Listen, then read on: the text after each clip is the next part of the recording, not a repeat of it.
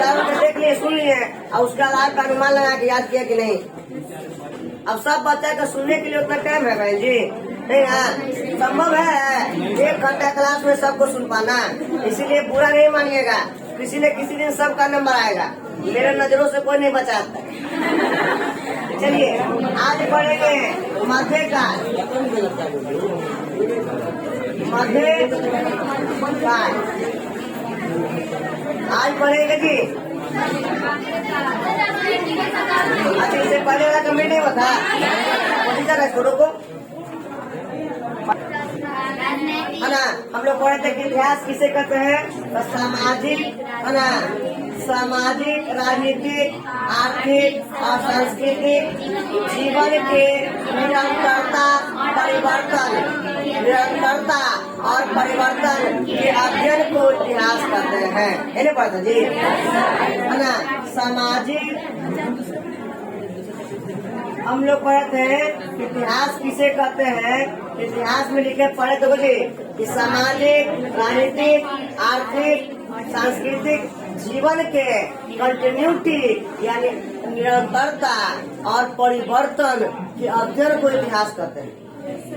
Okay, अब उसमें सामाजिक में क्या क्या पढ़ेंगे थे बता दिए थे पिछले क्लास में। राजनीतिक में क्या क्या पढ़ेंगे, तो राजनीतिक में पढ़ेंगे क्षेत्र विस्तार के बारे में। सामाजिक में पढ़े थे महिलाओं की स्थिति के बारे में। और बड़ी बात है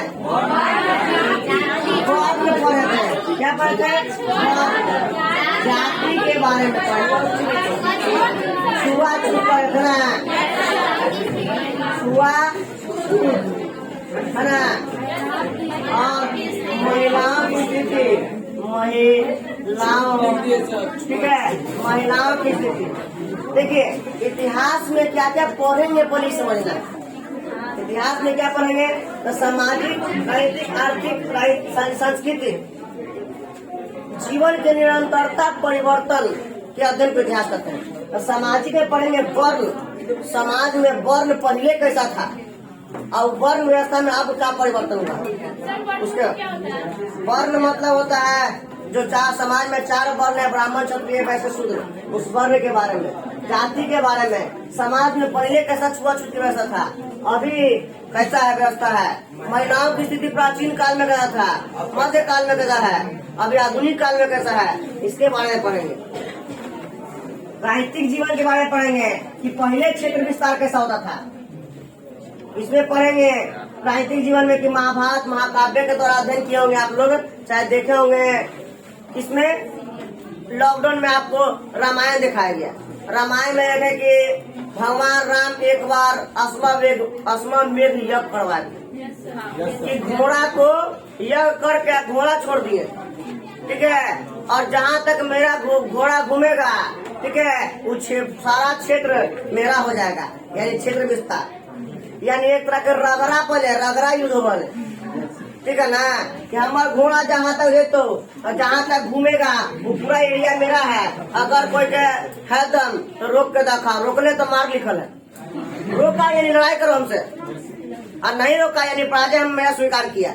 अगर किसी भी राज्य के राजा के राज्य से अगर मेरा घोड़ा गुजर के आ गया तो फलना राज्य हार स्वीकार किया, पराजय स्वीकार किया।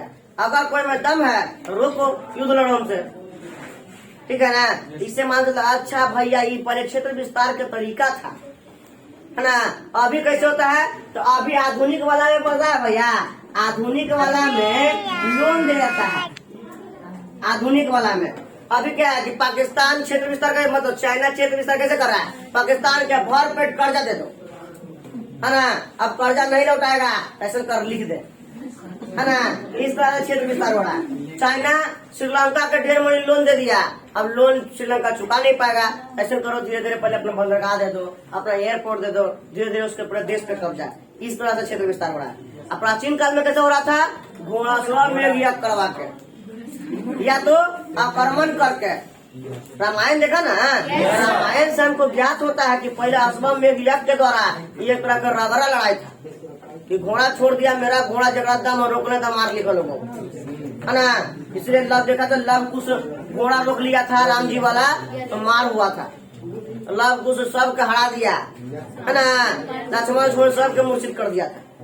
राम जी आता पहचाने के रहे तो मर बेटे में यानी अश्वमेध के यज्ञ के द्वारा यानी पहले क्षेत्र विस्तार कैसा होता था, राजत्व का सिद्धांत कि अभी मतलब प्रशासन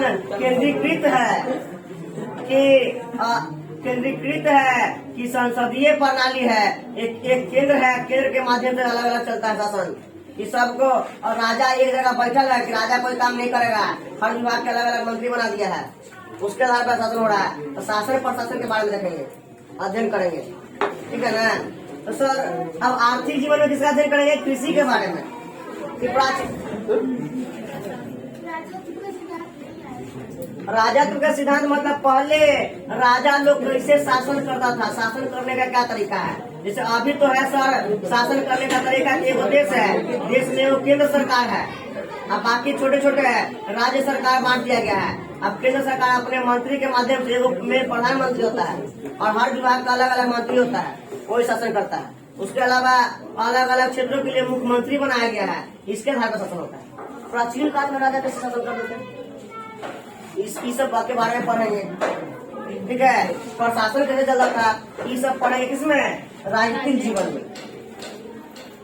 उसके बाद आर्थिक जीवन कि अभी तो आर्थिक जीवन में है सर कि हम लोग के पापा व्यापार करते हैं, दुकान दौड़ी खोले हुए हैं, उसी से अर्थव्यवस्था हमारा घर पे चलता है। पहले कृषि अर्थव्यवस्था के मूल आधार था, खेती करके जीवन निर्वाह करता था लोग, समझ, खेती करके जीवन निर्वाह करता था। कि सर पहले भी पशुपालन होता था, पहले ही पशुपालन होता था, अभी भी पशुपालन। यहाँ बैठे हुए बच्चे के पापा के जीवन का मूल आधार होगा। कितना ऐसा बच्चा है जिसके पापा का मेन बिजनेस ही पशुपालन है, खटाल खोले हुए हैं, दूध के व्यापार, है ना। कितना ऐसा बच्चा होगा, ये समाज में देखते होंगे कि उसका धंधा ही क्या है, दूध के व्यापार, यानी 10 गो 25 गो गाय खोले हुए, खटाल रखे हुए, मतलब गाय के खटाल खोले हुए हैं या मुर्गी फार्म खोले हुए हैं, है ना, बकरी फार्म खोले हुए। पशुपालन के द्वारा ही उनका आजीविका चल रहा है, वही से कमाते खाते, ठीक है ना, गाय गोरू से। यानी पशुपालन पहले भी जीवन का आधार था, अभी भी है। तो पहले वाला में और अभी वाला में क्या परिवर्तन हुआ, ठीक है ना। पहले वाला में और अभी वाला में क्या परिवर्तन हुआ है, व्यापार के बारे में कि पहले के सिस्टम व्यापार, पहले व्यापार कैसे होता था, अभी व्यापार कैसे होता है। पहले व्यापार इंटरनली व्यापार होता था, मतलब अपने राज्यों के अंदर राज्य से, फिर विदेशों से व्यापार पहले भी होता था, अभी भी व्यापार होता है। व्यापार किस माध्यम से होता था, वस्तु विनिमय था कि मुद्रा विनिमय था, इस सब बातों का अध्ययन करेंगे। व्यापार अभी तो ट्रक से ट्रेन से होता है, बड़े बड़े जहाज से होता है। पहले कैसे होता था सर, पहले नाव का आविष्कार नहीं था तब, मतलब पहले हड़प्पा काल में कैसे था, नाव से होता था व्यापार की नहीं, अभी कैसे होता है। ये सब बातों का अध्ययन करेंगे किसमें, आर्थिक जीवन में। उसके बाद मुद्रा के बारे में अध्ययन करेंगे कि पहले मुद्रा के रूप में कौन काम करता था। प्राचीन काल में जैसे 10 क्लास में ही पढ़ना है, चैप्टर 1 इकोनॉमिक्स, ठीक है ना, उसे पढ़ाएंगे। मुद्रा में वस्तु विनिमय प्रणाली कि वस्तु से वस्तु का लेन देन, उस समय मुद्रा का काम कौन करता था। मुद्रा कई प्रकार के थे, पहले कोई वस्तु की मुद्रा माना गया, है ना, फिर धातु मुद्रा आया, है ना, धातु मुद्रा के बाद कागजी मुद्रा आया, कागज के नोट वाला, है ना। कागज के नोट वाला मुद्रा भी ढेर टेंशन देने लगा, तो तुम लोग के पापा के काल में आया प्लास्टिक मुद्रा, और एक एटीएम डेबिट कार्ड सब पर्स में लेकर आदमी घूमता था, पैसा उतना कैश लेने की जरूरत नहीं है ना। जहाँ जरूरत किया मम्मी के लेकर मैडम के घुमावे कि जी फुचका खाएंगे जी, एटीएम से पैसा निकाले, कितना खाएगा 20 रुपया, तो 100 रुपया निकाल के लेके आए, फुचका खिलाए, है ना। तो प्लास्टिक मुद्रा आया। फिर आधुनिक काल में अभी फोन पे गूगल पे वाला सिस्टम है कि अब तुम लोग के भैया मैडम के घुमा जाते हैं तो फुचका खाएंगे जी, तो कोई बात नहीं, 10 रुपया खा लो, स्कैन करके दे दिए, कितना हुआ भैया, स्कैन किए पैसा उसा। अब इतना आदमी को छुट्टी है कि पैसा पर्स लेके घूमेगा, सब मोबाइल में फोटो खींच के रख ले है ना, पर्स वाला सिस्टम कर गया, है ना। अब टीवी देख रहा है, गेम खेल रहा, मैडम कॉल की चलो मूवी देखे, मोबाइल उठाए दौड़ गए चलो, है ना। पेट्रोल पंप पे गए, पेट्रोल खत्म हो गया, कितना हुआ 500, स्कैन किए दे दिए। मूवी हॉल में गए, कितना हुआ 1000, स्कैन किए दे दिए, है ना। कुछ खाए ला बोली कि बर्गर पिज्जा मोमो खाना है, सब मोबाइल से पे कर दिए, तो कैसे मुद्रा का रूप चेंज हो रहा है, इस सब बातों का अध्ययन करेंगे। इसमें आर्थिक परिवर्तन का हुआ, सांस्कृतिक जीवन में क्या परिवर्तन हुआ, पहले धर्म का क्या आधार था, पहले धर्म कैसा था, धर्म दर्शन कला, अभी धर्म का क्या महत्व है, साहित्य में क्या परिवर्तन हुआ, विज्ञान में पहले क्या था, अब क्या परिवर्तन हुआ, ये सब बातों का अध्ययन करते हैं। किसमें? इतिहास में निरंतर चलते आ रहा है, उसमें कंटिन्यूटी में क्या परिवर्तन हुआ, और जो परिवर्तन हुआ जो चलते आ रहा है उसका अध्ययन करेंगे, जो परिवर्तन हुआ वही परिवर्तन का अध्ययन करेंगे। जो डेली सेम आ रहा है उसको क्या देखेंगे, जो सेम आ रहा है उसको नहीं, जो परिवर्तन हुआ, जो कंटिन्यूटी में परिवर्तन हुआ उसको अध्ययन करेंगे। किसमें? इतिहास में। ये सब इतिहास क्लियर हो गया। चलिए, दर्शन मतलब धर्म के बारे में कि पहले धर्म का क्या महत्व था, ठीक है ना। पहले जीवन है मध्यकाल, यूरोप में मध्यकाल कब से कब था, 5वीं सदी से 15वीं सदी से 5वीं सदी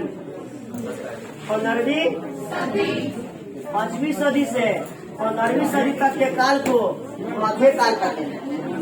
5वीं सदी से 15वीं सदी तक के काल को मध्यकाल कहते हैं, ठीक है। इससे पहले 5वीं सदी से पहले, ठीक है ना, कि प्राचीन काल था, और बाद यहाँ से आधुनिक में कौन करता है, ठीक है ना। तब मध्यकाल में, मध्यकाल को यूरोप में अंधकार का युग कहते हैं। क्या कहते हैं? अंधकार का युग। मध्यकाल को यूरोप में क्या होते हैं? अंधकार, ठीक है, अंधकार का युग। क्या कहते हैं? अंधकार का युग। सुनिए बाबा, अब आता है कि भैया इसको अंधकार का युग यूरोप में क्यों कहते हैं, ठीक है ना।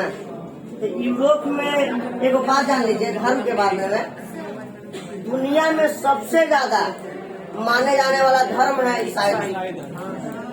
दुनिया में सबसे ज्यादा माने जाने वाला धर्म कौन है? ईसाई धर्म। ईसाई धर्म में, वैसे हिंदू धर्म में पंडित को कहते हैं पुरोहित, ठीक है ना, पुरोहित, ठीक है। उसी तरह ईसाई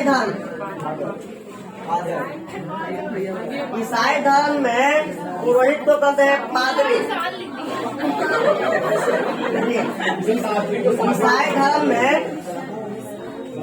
ईसाई धर्म में पुरोहित को कहते हैं कोची, पादरी। क्या कहते हैं? पादरी। और इन पादरियों का हेड होता था पोप। इन पादरी के कौन था? याद रहेगा ना। जैसे हिंदू धर्म में मेन पंडित जी, अब पंडित जी में भी मेन धर्म गुरु है, उनको धर्म महंत जी कहते हैं, या धर्म गुरु, या शंकराचार्य है ना, शंकराचार्य महंत जो भी बोले। उसी तरह ईसाई धर्म में मेन पुरोहित को कहते हैं पादरी, और इन पादरियों में सबसे मेन होते थे, ठीक है। और ईसाई धर्म के मेन पूजा स्थल को, ठीक है, कहते हैं कुछ, ठीक है।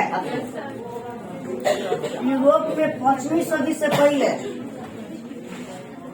लोग दिमाग लगाना शुरू किए, मतलब दिमाग लगाते थे। जैसे पाइथागोरस हुए, नाम सुना होगा तो पाइथागोरस, थेल्स हुए, ये सब दिमाग लगाना शुरू किए और आविष्कार करना शुरू, ठीक है ना। लेकिन 5वीं सदी आते आते, अच्छा 5वीं सदी 5वीं सदी आते आते लोगों पे धर्म हावी हो गया। धर्म का हो गया, हावी हो गया। अब इस समय अब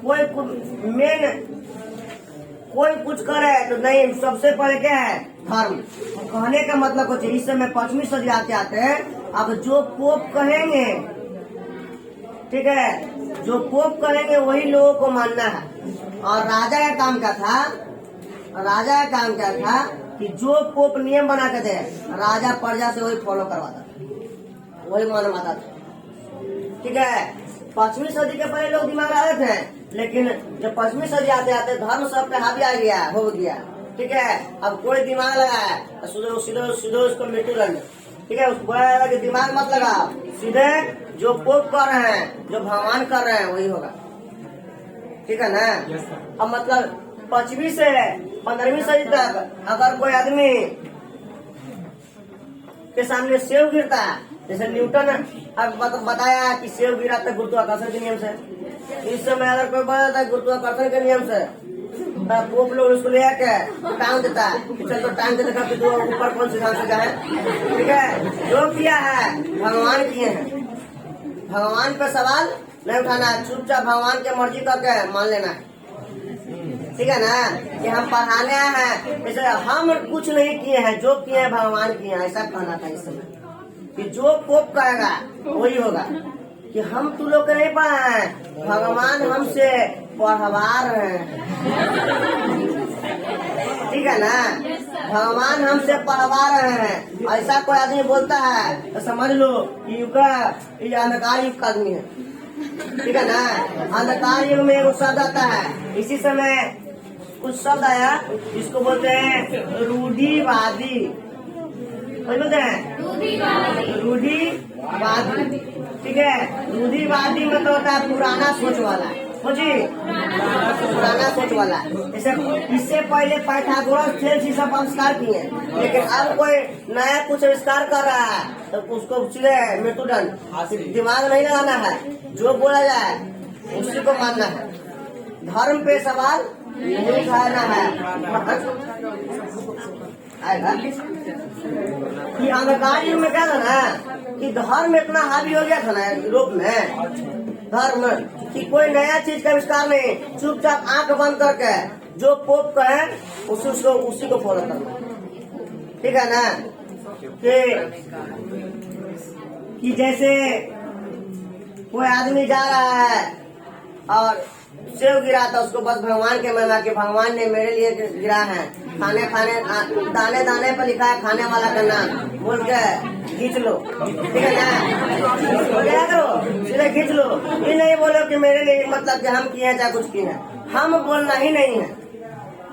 ठीक है ना, कि हम किए जो किए हैं सब भगवान किए हैं, कोई आदमी नहीं करता है, सब भगवान करता है। अब भगवान के सबसे नजदीकी आदमी पोप है, जो पोप कहेगा वही होगा।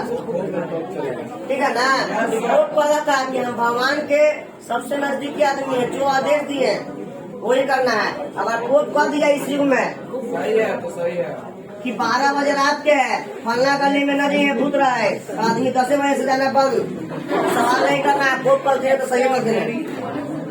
ठीक है ना, पोप कहे हैं तो सही कहे कि वहाँ भूत रहता है तो रहता है, कब क्यों कैसे तर्क नहीं करना है, प्रयोग कर नहीं करना है, निष्कर्ष पर नहीं निकलना, चुपचाप आंख बंद करके जो हो उसी को मान लेना है।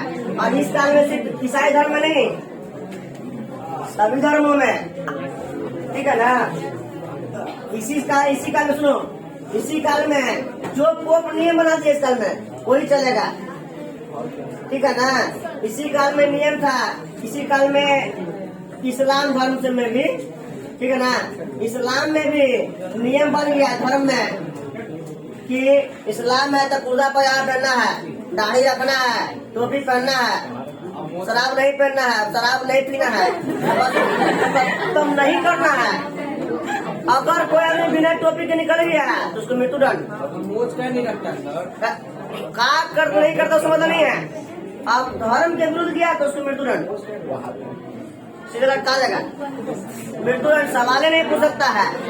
ठीक है ना, कि कुर्ता पैजामा नहीं पहन के निकला तुमको फतवा निकल जाएगा तुम्हारे खिलाफ, बिना हिजाब के बाहर आ गए फतवा निकल जाएगा तुम्हारे खिलाफ। ऐसा था, धर्म के वर्चस्व था इस काल में। हिंदू धर्म में भी बोल दिया कि पति मर गए हैं तो संदेश को भी सेवा करने के लिए निपटा दो। अगर कोई का मन नहीं भी है, विरोध किया तो मृत्युदंड। धर्म के खिलाफ बोलता है, एकदम धर्म हावी हो गया। इस काल में कोई आविष्कार नहीं हुआ, कोई आदमी कुछ करने के फिर में नहीं था, एकदम चुपचाप दिमाग बंद करके पोप जैसे बोले, पादरी जैसे बोले, मतलब पोप जैसे बोले ये पादरी या राजा मिलकर सब बढ़िया से मनवाता था। जैसे जो बोल दिया उसको फॉलो करवाना है। पोप यानी मेन धर्म ये कहा था कि हम भगवान के सबसे नजदीक हैं। इसी का कहना सब चलेगा, ठीक है। इस तरह की व्यवस्था। अब सुनो, अब क्या टाइम आता है।